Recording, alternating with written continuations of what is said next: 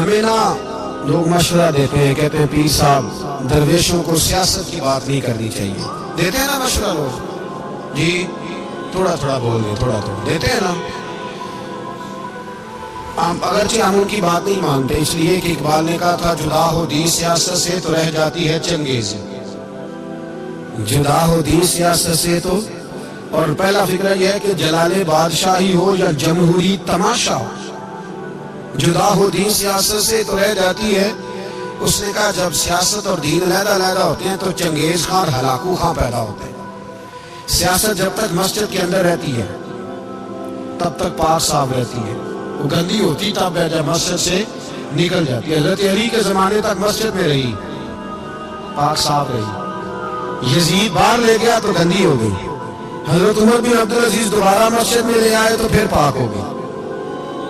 لیکن پھر بھی ایک ساتھی نے مجھے کہا تو اس کی بات میں سب کی باتیں نہیں مانتا، اس کی بات میری سمجھ میں آئی. وہ کہنے لگا یہ اصل بات یہ ہے کہ سیاسی تبصرے تجزیے اخباروں میں ٹی وی پہ جا کے بیٹھے، جا کے بڑی مہربانی بہتر دیکھیں، وہ ہم سنتے رہتے ہیں تو ہمارا دل کرتا ہے مسجد میں صرف ہم رسول اللہ کا پیار ہی سنیں. تو میں نے کہا یار تیری بات دل کو لگتی ہے، یہ بات صحیح ہے، چلو یہ نیت اچھی ہے، یہ تیرا نظریہ ٹھیک ہے، مان گئے. میں چلا گیا دکاندار کے پاس اور میں نے اس کو جا کے کہا کہ گاڑی کا انجن کھولو، اس طرح کرو اس طرح. اس نے کہا مولانا آپ جا کے نا گاڑی فقہ کی کتاب کھولیں، اس لیے کہ گاڑی کے انجن کے بارے میں آپ کو معلومات ہے. یہاں اگر آپ نے یہ کام کرنا ہے تو اس کو پڑھیں، کسی استاد کے پاس ورک شاپ پہ آئیں، آپ کے ہاتھوں کو منہ کو چہرے کو مٹی لگے، دھواں لگے، گریز لگے، پھر آپ کو پتہ چلے گا انجن کیسے کھلتا ہے. صحیح کہہ رہا ہوں نہیں صحیح کہہ رہا؟ دھواں گلا تو یہاں کر جڑی ہے، صحیح کہہ رہا ہوں جی. اگر مولوی کو اجازت نہیں سیاست کی بات کرنے کی اور مولوی کو اجازت نہیں کہ انجن کی بات کرے تو سیاستدان کو اجازت ہے دین کی بات کرنے کی. یہاں تو وہ آئے نا مدرسے میں پڑھے، پورا دین حاصل کرے، پھر وہ بولے تو پھر تو ٹھیک ہو گیا. لیکن جب اسے سورۃ اخلاص بھی سیدھی نہیں آتی تو فتوے دینے کی اس کو ضرورت ہے کوئی؟ بولے نا یار کیوں چھیڑتے ہیں سیاست؟ ہم نا پچھلے جمعے جلوس نکالنا چاہ رہے تھے ختم نبوت کی ترمیم کے حوالے سے. حکومت وقت نے کہا کہ ہم واپس لیتے ہیں، تو میرے بہت سارے دوستوں نے کہا کہ نکالنا چاہیے. انہوں نے کیا کیوں؟ میں نے کہا یار لوگوں کو بھی پریشان نہیں کرنا چاہتے، ہماری اپنی سڑکیں ہیں، کسی کو بات ٹھیک ہے. انہوں نے واپس لے لی تو بات ختم ہو گئی، ہم مان گئے، تسلیم کر لیا. اتنا ہمارا مطالبہ ہے کہ اس آدمی کو ضرور سزا دو جس نے یہ ترمیم کی ہے.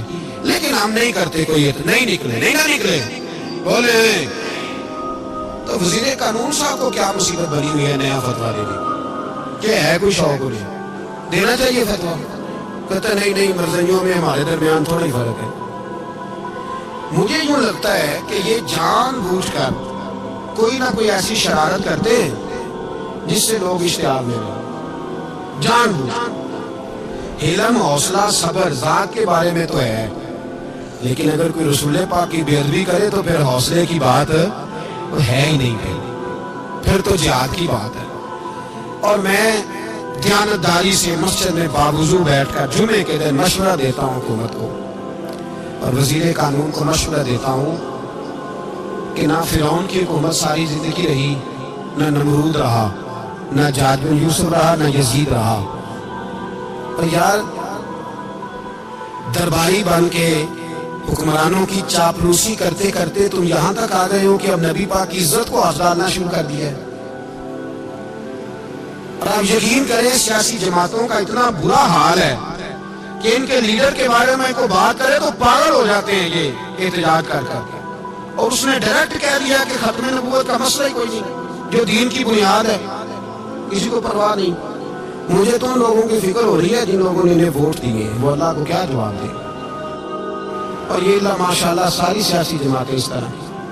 اور میرا وزیر قانون صاحب کو بھی مشورہ ہے کہ زندگی بڑی تھوڑی ہے، بڑی تھوڑی. اللہ سب کو معاف کرتا ہے، اپنے رسول کے غداروں کو معاف نہیں کرتا. اور یہاں تمہاری گاڑیوں پہ جھنڈے لگے ہوئے، وہاں بھی تمہارے جھنڈے لگیں گے، پر اس لیے لگیں گے کہ یہ غدار ہے ناموس رسالت، یہ جھنڈے لگیں گے. شرم کرو اور ڈر جاؤ، بس کر دو، تمہارے منہ میں اب دانت پورے نہیں رہے. کوئی شوگر کا مریض ہے تو کوئی بلڈ پریشر کا، تو کوئی ہارٹ کا، تو کوئی کینسر کا. شرم کرو اور اپنی قبر کی بھی تھوڑی سی فکر کرو. بتاؤ پاکستان کے کتنے صدر گزرے، وزیر اعظم گزرے، تو ان کی قبریں کہاں ہیں؟ کوئی جاتا ہے ان کی قبروں پہ؟ کسی کو خبر ہے؟ کیوں اپنے لیے جہنم کٹھی کرتے؟ سارا کچھ دنیا داری رہ گئی ہے، سارا کچھ صرف یہی رہ گیا. حضرت ابو بکر سردار تھے، حضرت عمر سردار تھے قبیلے، حضرت عثمان سردار تھے. انہوں نے سرداریوں کو ٹھوکر مار کے رسول اللہ کے قدموں میں بیٹھنا پسند کیا. سرداریاں چھوڑ کے غلام بن گئے. تم سرداریاں بچانے کے لیے رسول اللہ کی غداری کرتے ہو، شرم نہیں آتی؟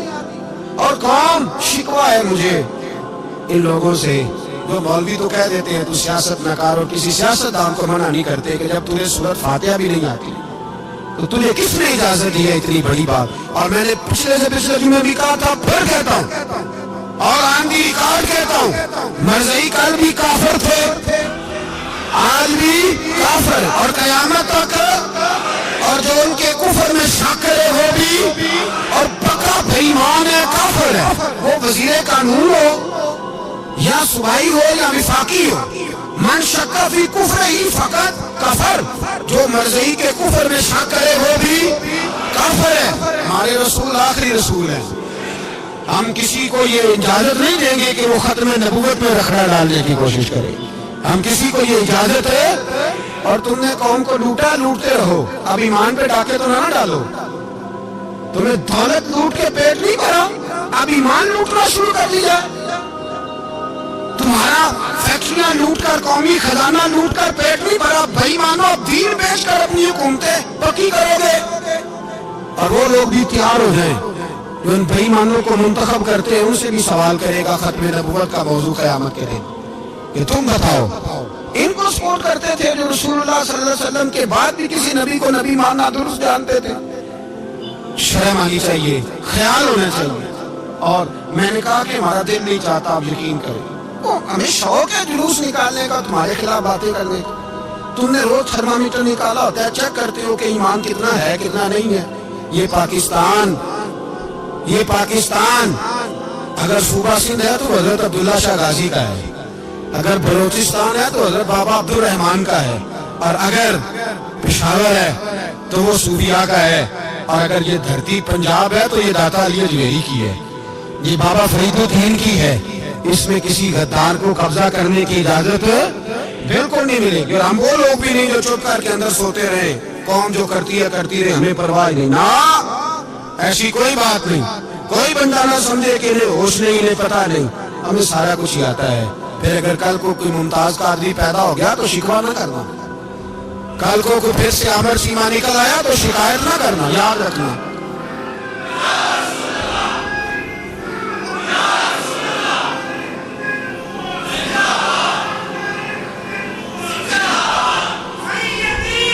تو میرے بھائی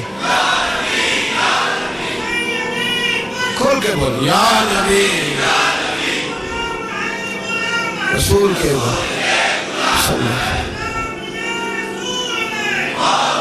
تو یہ مشورہ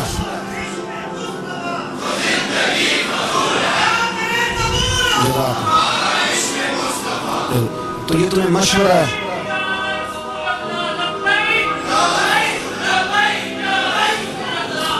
میری بات سے یاد رکھیں، یہ لوگ بعد میں پچھتاتے ہیں، پھر مناظرے کراتے پھرتے ہیں، اس نے صحیح کیا کہ غلط کیا.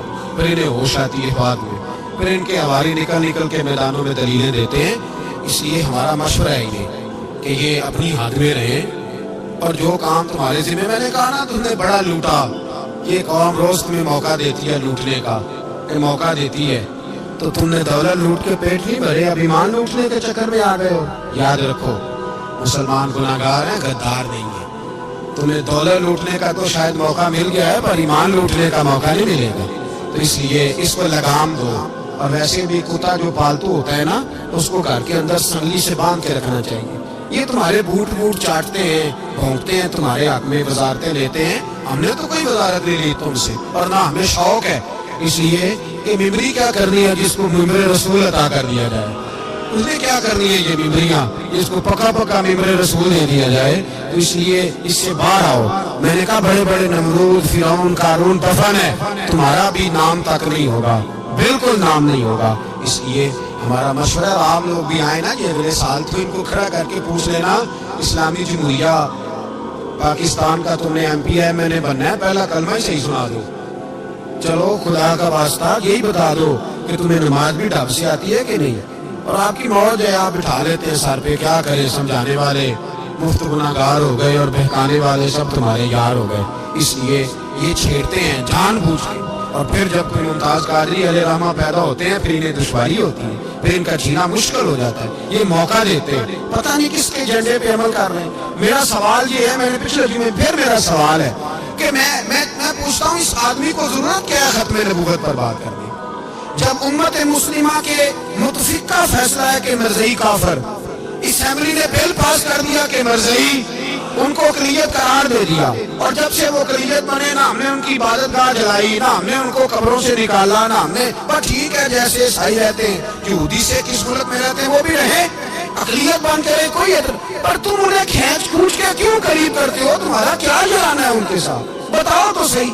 ان لوگوں سے ان کو چاہیے اپنے منہ میں لگام ڈالیں، اور اگر نہیں ڈالیں گے پھر انشاءاللہ ڈالی جائے گی، اور بڑی تگڑی ڈلے گی، اور پھر ایسی ڈلے گی، ایسی ڈلے گی۔ سلمان تاثیر جب مرا تھا نا، تو 5-5 لاکھ روپیہ مولویوں کو آفر کی جنازہ پڑھاؤ، 5-5 لاکھ روپیہ چھوٹے چھوٹے مولویوں کو۔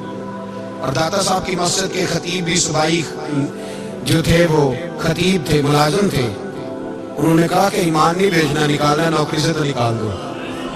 اور بادشاہی مسجد کا مولوی جس کا پتہ نہیں چلتا، کبھی کدھر چلا جاتا ہے کبھی کدھر، یہاں تو وہ بھی کھڑا ہو گیا، اس نے کہا نا ایمان نہیں بیچنا۔